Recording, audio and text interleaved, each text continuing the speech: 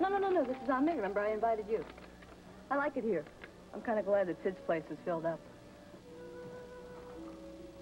Yeah, that's all right, but you only brought me over here so you could gloat about your success. Why don't you call somebody else next time? Please don't say that, Spencer. I thought we were friends. That was a long time ago, Roxanne.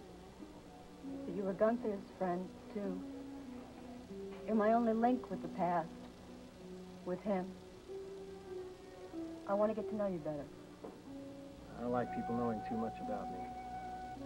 I know. You were always like that. Even when we worked for Bowie. Why are you so mysterious, Spencer?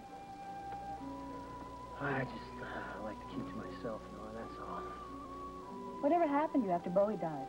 We didn't hear a word from you. Did you find another job? I was on a long vacation. But I'm not on vacation now. I've got to get back to work. Hey, did you, see this? What? I ought to get a reward for this. What are you talking about? I helped the police find this kid, Evan Wiley. You know, it's her boyfriend, Dr. Kavanaugh's sweet sister-in-law. I overheard her setting up a rendezvous with him on the phone, and I tipped the police off. Oh, the call was anonymous, of course. Oh, yes, of course. Well, it was my duty as a citizen, wasn't it? Society has to be protected, doesn't it? Do me a favor, will you, Nora? Try not to call me anymore.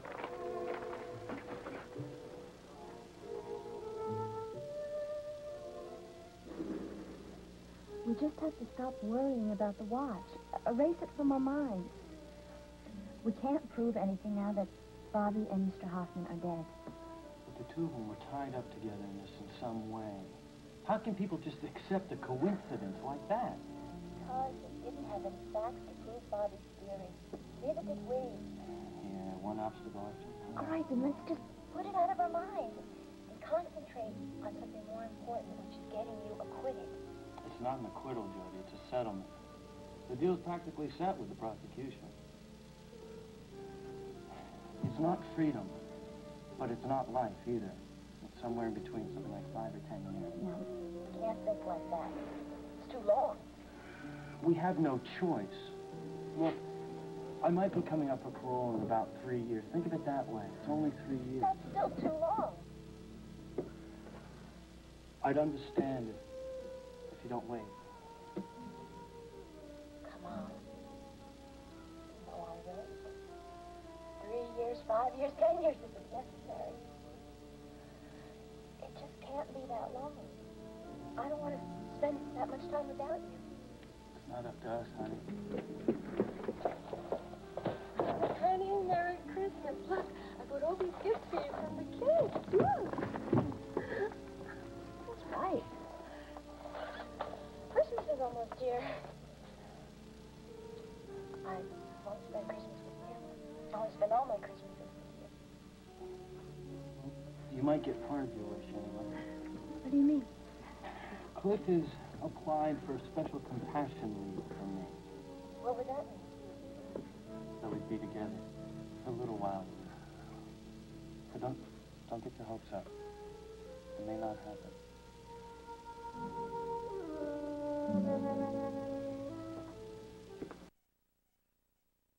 For me? Yes. Why don't you have a seat? Nice meeting you. How are you? Fine, thanks. Would you like a drink? Yeah, gin and tonic, please. All right, 1 gin and tonic. Yeah, I'm all right here. I like Harry's place better. It's got more atmosphere. Yeah. So you're a friend of Gunther's? Yes, that's right. He worked for me for quite a while. Thanks a lot. He's quite a good friend of mine as well.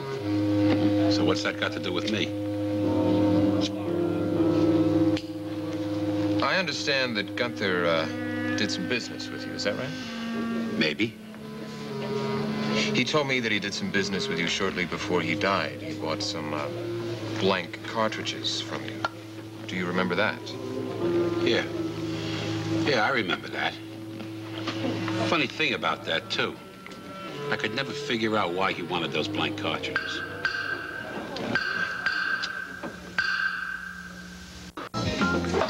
So what do you think? How does it look? I think it looks very good, Eddie. You know, the way you got this whole setup organized, it's going to be perfect. We are going to make a fortune. I agree with you. That is, if everybody remembers their job and everybody remembers their place in the organization. You know, I'm glad you made that clear. You know, everybody knows exactly what they're doing and exactly what they're going to get. This way, there's no arguments, right? There's only one way to handle this thing. Believe me, I got a lot of experience. The most important thing here is personnel. Everybody's got to know his job. Everybody's got to be on the ball. Stand-up guys like you. That is when you're not on the telephone. Hey, no more telephone calls. You got my promise. What do you think of Chummy and Vinny?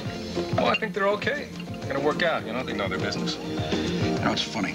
You can always tell if a guy's a stand-up guy. I can tell in a second just like that, just by looking at him. Then again, if you got any doubts, you can always take out a little key man insurance like I did back in New York. Yeah, it's always good to have insurance, Eddie. It's only good when you collect.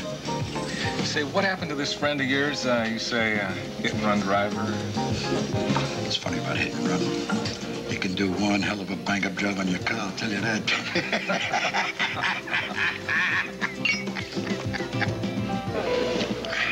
So the truth is you really didn't know why Gunther wanted those blank cartridges, is that right? In my business, you don't ask questions. You just sell a man what he wants. But I thought it was a little peculiar. Well, I'll tell you something a little bit more peculiar. The police know about those blanks. So what? They were blanks. Yeah, well, you know cops, how they do have a tendency to make something insignificant seem more important than it is. Hey, look, let's get down to the nitty-gritty, huh? What do you want from me? All right, relax. Relax, Mr. Davis. I'll tell you. You see, I know the reason that Gunther wanted those blank cartridges. He wanted to play a little practical joke on a friend. A little game of Russian roulette, but unfortunately, he was shot dead before he had a chance to play it. Well, that's Gunther's tough luck. Yes, precisely. But just in case the police do ask questions, that is the story, okay? Anything you want. Unless the police have already begun asking questions. Maybe that's the reason Tyler was at the bar. Who are you talking about? He told me his name was Earl Gander. His name isn't Earl Gander. His name is Damian Tyler. He's a cop.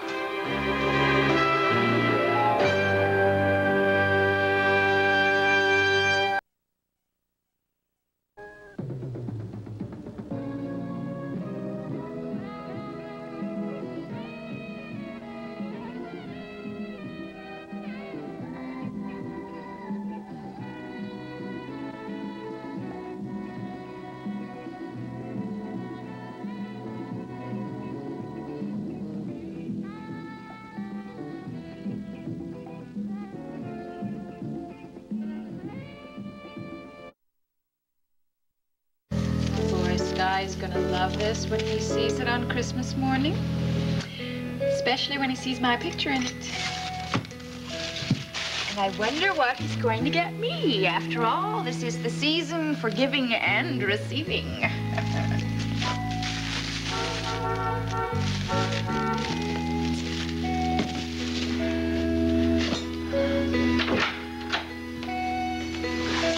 Hey, baby. Hi.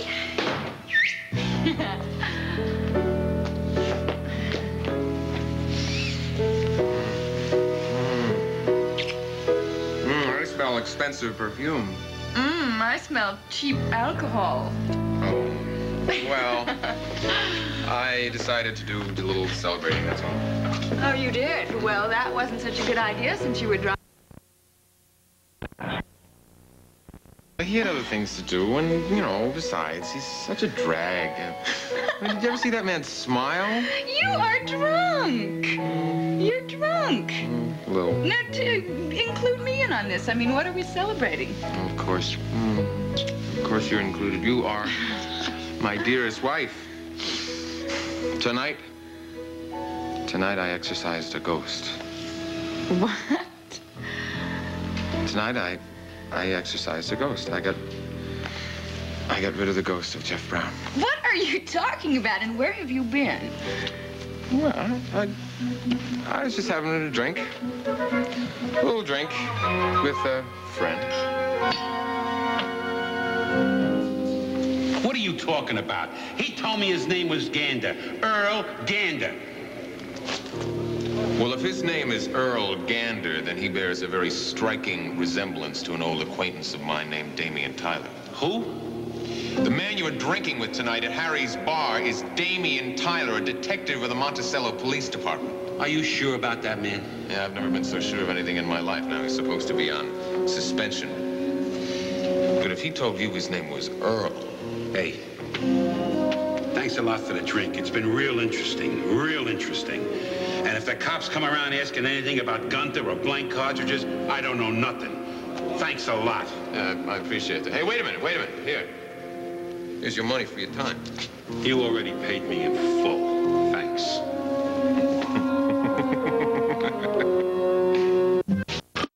Give you a little can of spray that you spray around the room. It smells like pine. Maybe you have enough decorations? Are you kidding? We have enough decorations for the tree at the White House. Well, I want this to be the most spectacular tree in the world. I want 1,000,001 lights with decorations and tinsel and everything. Well, then you better get started now. The lights go on first. Hey, you guys, I've got a great idea. Why don't we have a tree trimming party? I mean, we could get some people together, and we could have this baby trimmed in no time. Yeah, but Missy, we need help now. Where are we going to get people on such short notice? Wait a minute, you were able to get me to go out and buy this thing and lug it up the stairs on short notice. Yeah, but you're different. Oh, I know we can do it. We can ask Katie from downstairs. And what about Jody? You know? I think Jody might be too depressed to come. No. A little bit of decking the halls would be good for her. Make sure you invite her. And Dee Dee, you could invite Julius. Well, I don't know about Julius. And Calvin! We can invite Calvin! Missy, wait a second. You know, Calvin is probably too busy. I'm sure he's on duty tonight. Now, there you go again, Dee Dee. You have got to think Hi, Calvin. Oh, boy, sounds so official. It's Mitzi. Oh, hi, Missy. How you doing? Just fine.